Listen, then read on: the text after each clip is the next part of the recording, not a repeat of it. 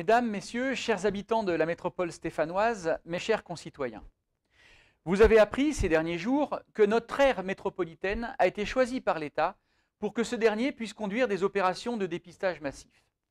L'objectif de cette opération est d'améliorer et d'affiner la stratégie sanitaire nationale en vue du prochain déconfinement qui devrait être effectif le 20 janvier prochain.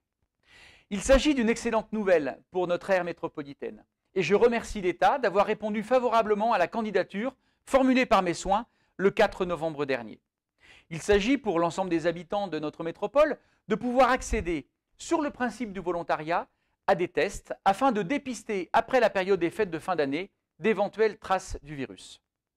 Il s'agit d'enrichir la gamme de nos armes contre le virus afin de mieux se protéger et donc de mieux protéger tous ceux que nous côtoyons tous les jours.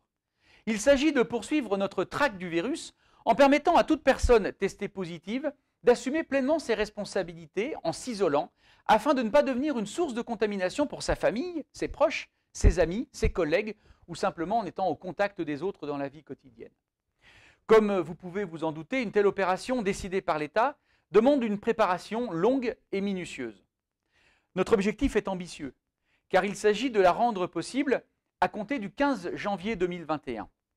Bien entendu, je viens d'informer mes collègues maires de la décision de l'État et je leur ai transmis l'ensemble des informations en ma possession qui m'ont été adressées ces dernières 24 heures par le ministère de la Santé.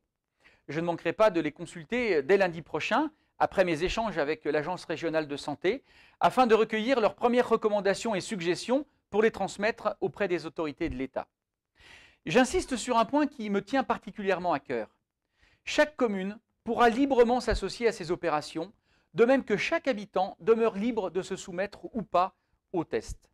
Il ne s'agit nullement d'une tutelle de la métropole sur l'ensemble des communes membres, mais au contraire d'une déclinaison opérationnelle de la philosophie des actions du plan de sauvegarde métropolitain que nous avons co-construit avec l'ensemble des maires.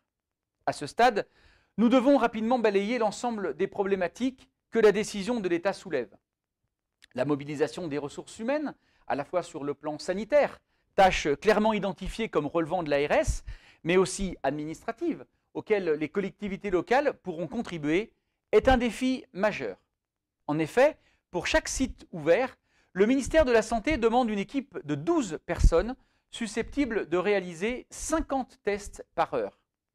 La mise à disposition de sites dédiés pour toutes les communes qui souhaiteront s'associer est aussi un véritable défi qu'il faudra relever en fonction des capacités de mobilisation que l'ARS saura mettre en œuvre.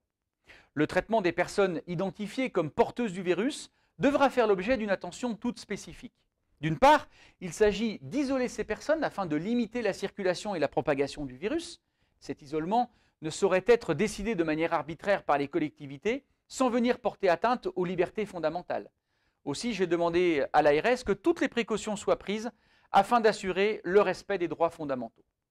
D'autre part, pour les personnes appelées à s'isoler, il est essentiel qu'elles puissent le faire dans des conditions optimales afin qu'elles ne s'en trouvent pas éventuellement fragilisées.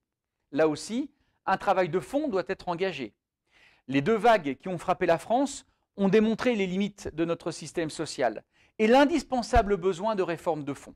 Pour autant, il nous appartient, sans attendre les débats qui viendront plus tard, que chacun puisse assumer ses responsabilités afin que la pandémie ne soit pas synonyme d'exclusion sociale. Plus que jamais, il est clair que nous devons tous nous montrer responsables. Les tests permettent de traquer le virus et de limiter ses facultés de propagation. Les tests n'apportent pas d'immunité et nous ne dispensent pas du respect des gestes barrières qui, seuls aujourd'hui, dans l'attente d'un vaccin, permettent de protéger tous ceux qui vous sont chers. Se soumettre aux tests permet de contribuer très concrètement à la lutte contre le virus. C'est un engagement citoyen fort que chacun peut contracter afin de combattre le virus. À quelques jours des fêtes de fin d'année que nous aimerions passer tous en famille et avec nos amis, nous devons faire attention. Le virus n'est pas encore vaincu. Nous devons nous montrer vigilants tout en prenant le temps d'être aux côtés de ceux que nous aimons. Plus que jamais, en nous montrant pleinement responsables, nous poserons les premiers jalons qui nous permettront de vaincre le virus sans devoir craindre une troisième vague.